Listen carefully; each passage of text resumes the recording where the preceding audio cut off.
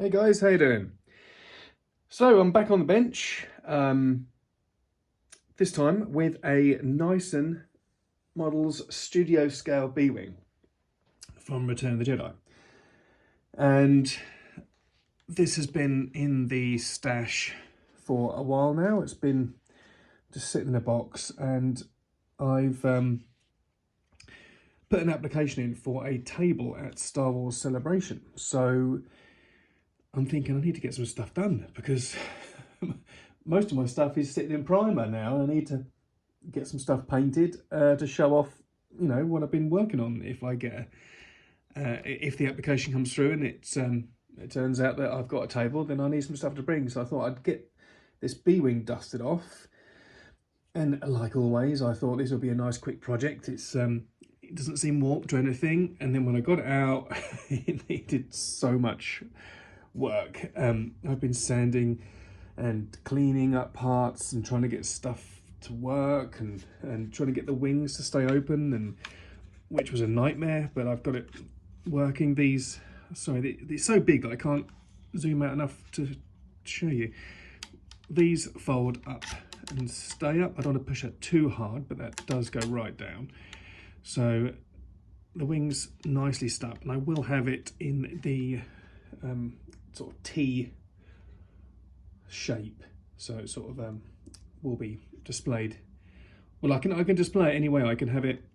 So I've got a thread in the back there. I've got a, I don't know if you can see that thread in the top here, and I can mount it both ways, up or down, and I can mount it at the end as well because I've got a T, square armature running the whole length of the ship, and I can also slide these components off for painting.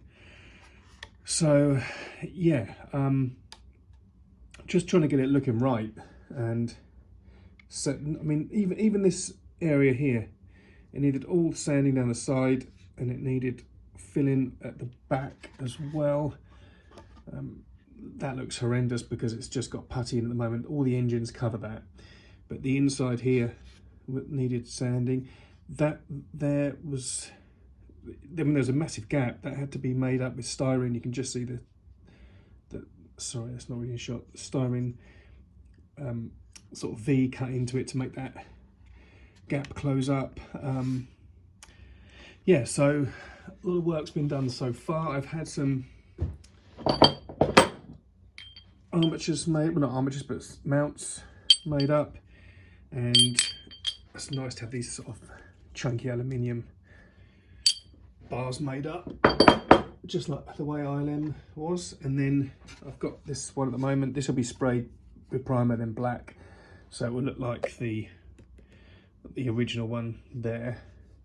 That's Loctite in that thread, so you can just literally put it through the middle. I'm doing this cack-handed. There you go. So apologies that you can't see this. Perhaps I'll just pause this and reposition the camera so you can actually see what's going on. Okay, so that gives you a better view of the model. I have the cockpit all here, and I've got some tubing that I'm going to put through the top, obviously cut that down, and then I will be adding that to the back of the cockpit here, making a brace so it will rotate. The back will be static though. I've had to add some styrene on there to make that fit, and that'll go in like that at the back. But I've still got a bag of parts to figure out. Most of these probably will get replaced with kit parts because they're just not as nice. I mean, I've cleaned them up as best I could, but I have these in styrene, so I have these kit parts. I have these, so I might as well just replace it with the best parts I can. I'm also missing an engine. Steve Neeson said he'd send me a new one, but in the meantime, missing that inside bit. I've only got 3 of these, so I'm gonna try and cast one of those. No, I haven't. I've got 3. What have I?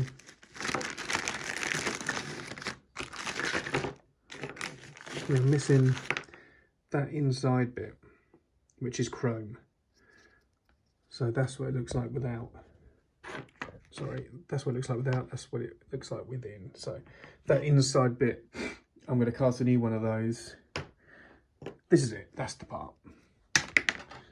That's the part. So that'll get cast and chromed up, because I don't think these were kit parts. These were machined in-house in aluminium, I think. They're chromed up, so they could be from a 125th AMT sort of car kit, and that came chromed on the sprue, but I think they're machined in-house, so I'll just give them a chrome coat of paint. But there we are. That's the B-wing, and hopefully that'll be ready for celebration. Okay, so after a lot of fiddling, we've got the pilot, the 1/32 scale pilot, installed. These controls and all that sort of thing, a lot of these I recognise, but I must be getting slack because I can't say which kits they're from. I think these are the guns from a Ganusu, and these little levers are from that same ship as well, Tamiya 1700 ship.